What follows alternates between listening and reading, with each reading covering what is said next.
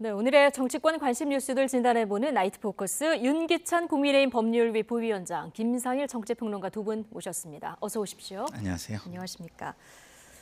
네, 정부가 오늘 사교육비 경감 대책을 내놓았습니다. 자, 이른바 킬러 문항 핀셋 제거 등의 대책도 담겼는데요. 자, 오늘 발표된 대책들로 사교육비 줄일 수 있을지 영상으로 먼저 보고 오시겠습니다. 사교육비 경감 대책 전 정부들도 다 고민을 했던 부분인데요. 교육부가 앞으로 킬러 문항 없애겠다. 그러면서 오늘 수능하고 모의평가에서 출제됐던 킬러 문항 22개를 이제 공개했습니다. 이런 문제 앞으로 안 내겠다. 이런 예시를 제시한 건데, 자, 이 수능 한 5개월 정도 앞두고 이런 대책들이 지난번에 킬러 문항 없애겠다 얘기가 나오다 보니까 조금 혼선도 있었는데요. 오늘 이렇게 문항 예시도 하고 이런 상황에서 그동안 혼란이 좀 잠재워질 수 있을까요? 저는 어느 정도 그 학부모 내지 그 학생들의 혼란은 조금 잦아들 것 같습니다. 왜냐하면 킬러 문항 이렇게 얘기하면 사실 킬러 문항이 뭔지에 대한 정의가 없었잖아요. 네. 그러니까 킬러 문항 정의를 갖다가 문제로 해준 거죠. 이런 정도가 킬러 문항이다. 예컨대 배경 지식을 그러니까 배경 지식 자체가 교과 과정에서 안 나온다 하더라도 네. 배경 지식 때문에 그 문제를 풀고 못 풀고에 대한 차이가 생기면 안 되잖아요. 그러니까 저희 예시문에 일단 배경 지식에 대한 정의가 나오지만 예. 그 배경 지식의 정의를 거기서 처음 보고 푸는 친구하고 원래 알고 있던 친구하고 속도에서 차이가 나기 때문에 그 어떤 속도의 차이, 이것도 킬러 문항의 구성 요소로 본 것 같아요. 제 생각에는 어느 정도 이제 학원이나 학교나 학생들 입장에서 보면 이 정도 문제는 안 나오겠거니라고 판단할 수 있는 근거 기준을 줘서 일단은 유용한 정보를 줬다 이렇게 생각이 되고요. 예. 또 하나는 현직 교사분들이 문제에 대해서 한번 검토를 한다는 입장도 보면 네. 교과 과정에서 없는 문제를 걸러낼 수 있는 실효적인 수단을 강구했다 이렇게 평가를 하고 있습니다. 근데 앞으로 공교육 중심으로 이제 교육 방향을 돌리겠다. 자, 이런 전체적인 방향을 발표한 건데, 근데 오늘 정답률이 얼마나 되는지 이런 부분은 더 혼란을 줄 것 같아서 공개를 안 했기 때문에 이게 좀 기준이 뭔가 좀 헷갈린다는 분들도 있어요, 여전히. 근데 정답률을 공개하게 되면요, 네. 그 킬러 문항, 그러니까 정답률이 예컨대 높게 되면 킬러 문항이 아니라고 할 수도 있잖아요. 예. 그러니까 문제 유형만 발표한 것 같아요. 이렇게 배경 지식이 이 정도 요구되면 킬러 문항이고 나머지 킬러 문항이 아니다. 다시 말하면 우리가 킬러 문항이라는 단어 쓰지만 이 정도는 그 출제를 자제해라. 소위 말하면 출제 기준을 제시한 거기 때문에 거꾸로 얘기하면 이 정도의 문항이 출제가 될 거다라는 예시라서 예. 학생들 입장에서 오히려 유용하지 않나. 그러니까 정답률을 공개하게 되면요, 사실은 또 갑론을박이 있을 수 있어요. 정답률이 70%인데 이게 킬러 문항이냐? 왜 이건 킬러 문항이고 왜 이건 킬러 문항이 아니냐? 정답률로 판단할 건 아닌 것이죠. 왜냐하면 그 학원을 많이 다녔기 때문에 그 정답을 많이 맞춘 걸 수도 있거든요. 따라서 그것은 정규 교과 과정에서 나올 수 있는 배경 지식을 넣느냐 안 넣느냐에 따라서 예. 판단할 수 있는 근거 기준을 줬다 이렇게 생각합니다. 예. 지난해 지출한 초중고 사교육부 총액을 따져봤더니 26조 정도 되더라고요. 이게 최대치라고 하는데 이러다 보니까 정부에서 지금 9년 만에 사교육 대책이 또 나온 거 아니겠습니까? 네. 어떻습니까? 핵심은 자, 이런 대책들이 사교육비 경감으로 진짜 이어져야 되는 게 핵심인데요. 네. 어떻게 보십니까? 우리 애 키우잖아요. 네. 경감 되겠습니까? 안 될 거다. 네, 본질은 그게 아니잖아요. 본질은 우리 애가 커서 무언가가 돼야 되는데 거기에서 교육이 주는 부분이 있어요. 그 부분을 얼마나 충족시킬 것이냐, 이게 문제가 되는 거거든요. 그러면 교육의 여러 갈래를 만들어 주든지 아니면 교육을 받지 않아도 잘 살 수 있는 길을 열어주든지 이런 게 돼야지. 아니, 시험을 보게 해놓고 시험으로 그걸 줄을 세우겠다고 하면서 이걸로 사교육비를 경감시키겠다고 얘기하면 경쟁이 사라지겠습니까? 줄을 계속해서 세우고 있는데. 그건 좀 말이 안 된다고 생각하고요. 그리고 킬러 문항이라는 말 자체가 참 제가 볼 때는 웃기는 거예요. 예. 그게 변별력이랑 뭐가 다르죠? 변별력을 하려고 이렇게 막 고심을 하다 보면 문제가 어려워지는 거고, 킬러 문항이라는 건 자연스럽게 그냥 만들어지는 거를 이름 붙이는 거 아닙니까?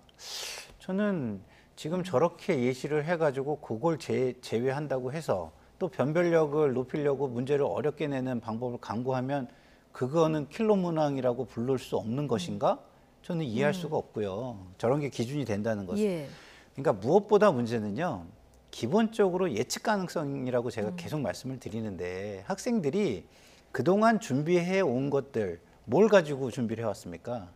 예측 가능성을 가지고 준비를 한 거예요. 아, 이렇게 하면 될 것이다. 근데 그걸 깨버린 거잖아요. 그것도 수능 이제 얼마 남았죠? 한 5개월 남았잖아요.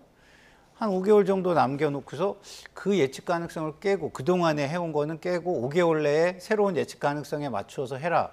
이거 자체가 가혹한 것이다. 이런 생각이 들고요.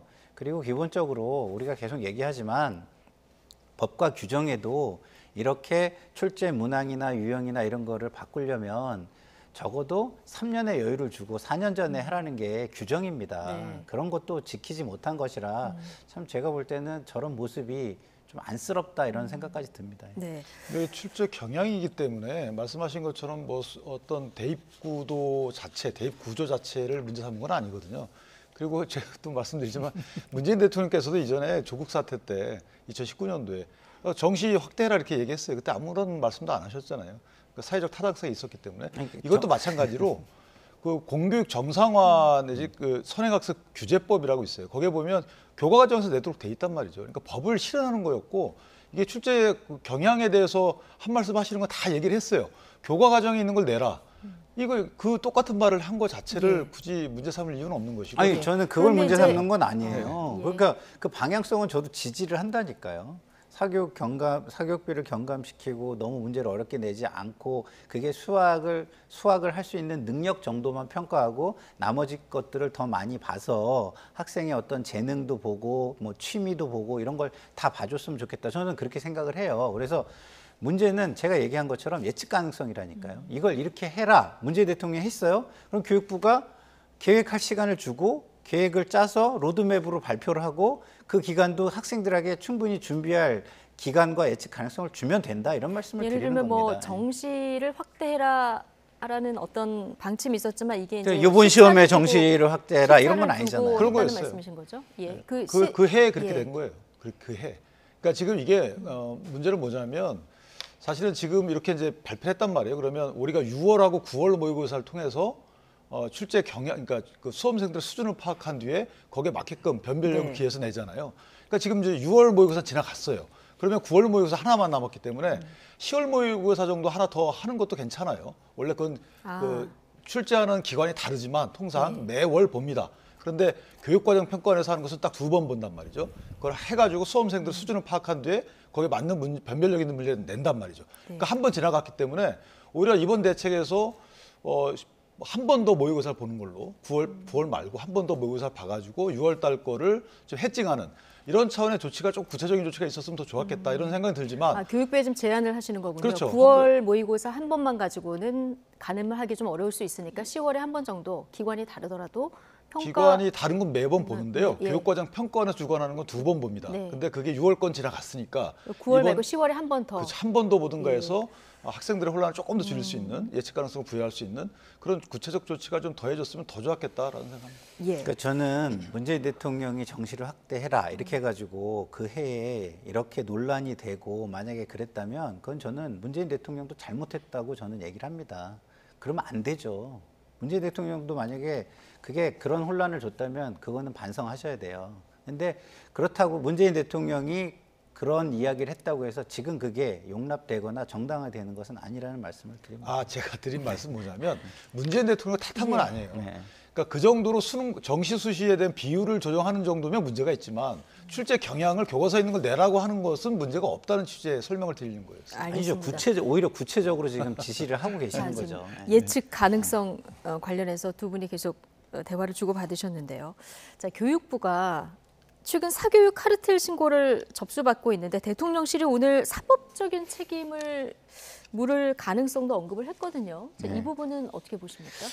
이 부분은 저는 거의 뭐 분노가 느껴지는 말 중에 하나예요. 왜냐하면 사법은요 사후적인 행위를 하는 겁니다. 우리가 행정 처분을 할 때도 예방 행정을 우선시해요. 근데 심지어 수사권, 공권력이 동원되는 수사와 관련되고 법원과 관련되는 법원을 우리가 비토 플레이어라고 하거든요. 비토 플레이어라는 건 뭐냐면 마지막 나서야지 이게 전면에 나서서 사회를 바꿔나가면은 그게 굉장히 위험한 방향으로 흐를 수 있다는 거거든요.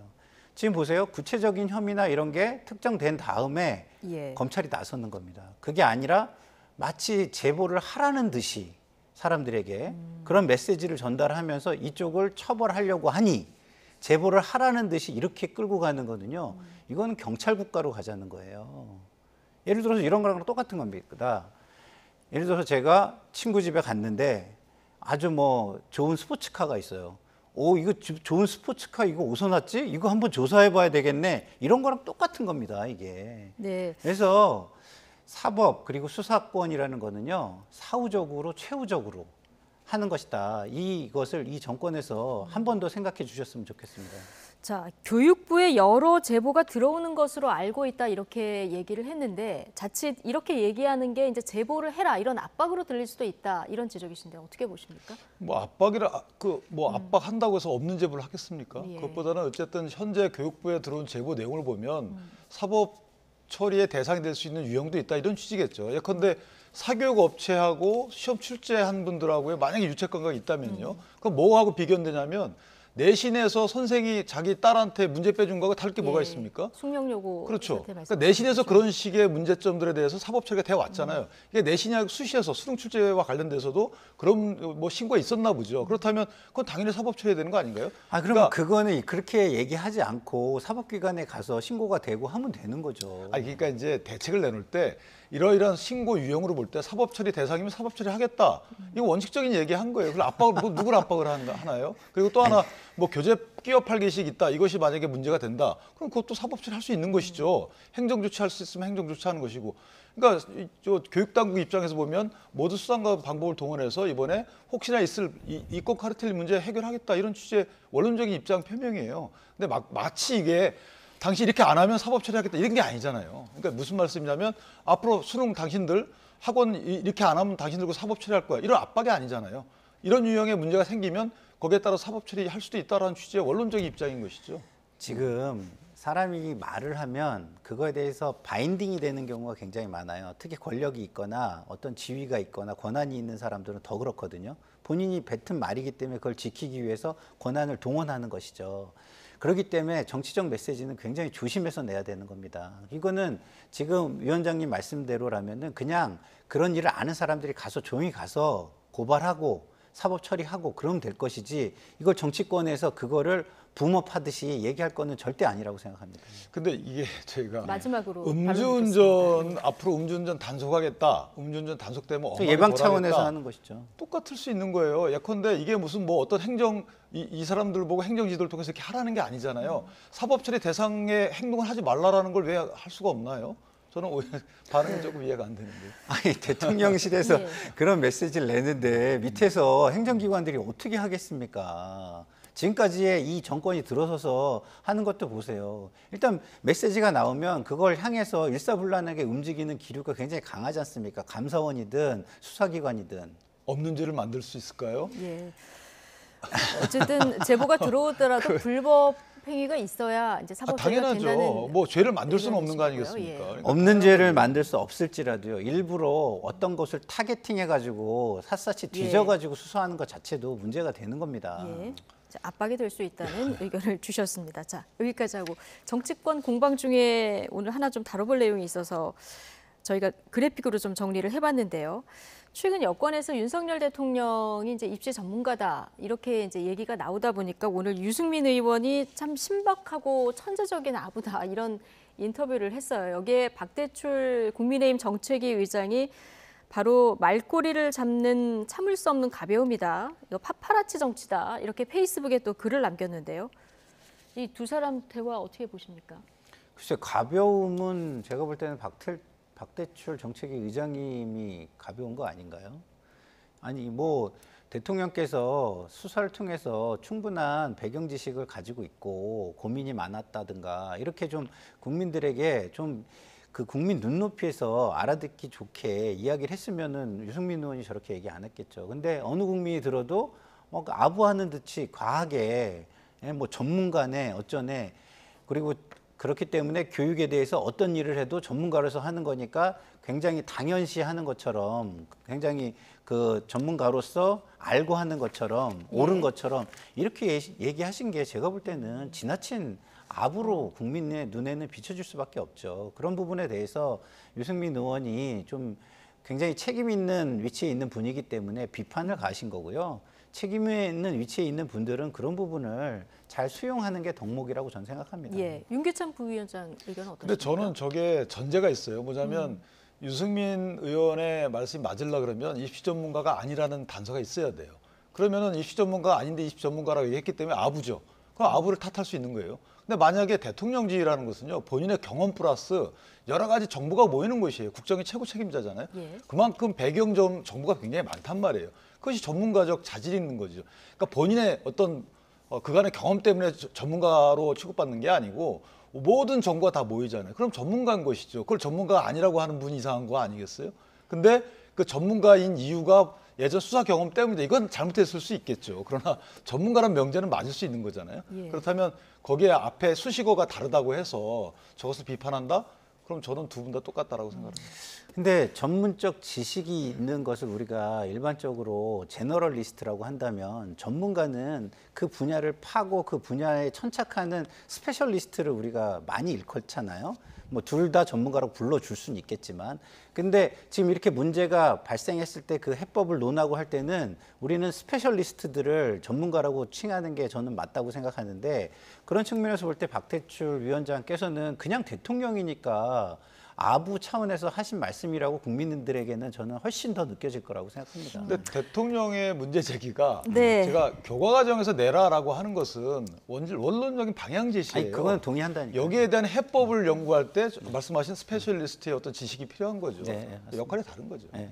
예, 알겠습니다. 어쨌든 사교육비를 좀 줄여보겠다 정부가 나섰는데 의견을 하나씩 모아가는 게 좀 중요한 것 같아요. 오늘 윤기찬 부위원장께서는 혼선을 줄이기 위해서 9월 모의고사 한 번만으로 좀 부족할 수 있으니까 10월 모의고사를 한 번 더 봤으면 좋겠다는 어떤 의견을 주셨고, 좋은 생각인 것 같습니다. 예, 김상일 평론가께서는 꼭 공부가 아니더라도 다른 네. 영역에서 잘 살 수 있는 보다 근본적인 대책을 마련해서 우리 아이들 좀 더 행복하고 그리고 또 경쟁력 있는 이런 사회를 만드는 게 중요하다 이런 의견을 주셨는데 중요한 건 지금부터 의견을 더해가는 이런 과정인 것 같습니다. 자, 정치권에서도 이렇게 의견을 좀 모아주셨으면 좋겠고요.